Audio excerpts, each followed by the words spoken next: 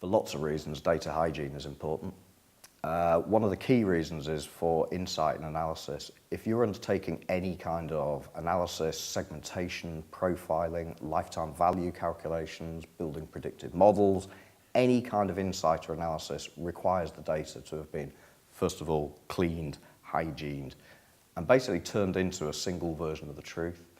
As a good example, if you're running a segmentation exercise, you may find that you find two individuals who are low spending, but actually, when you run the DG, you find that they're the same person and they're actually spending a lot more money with you than you originally thought.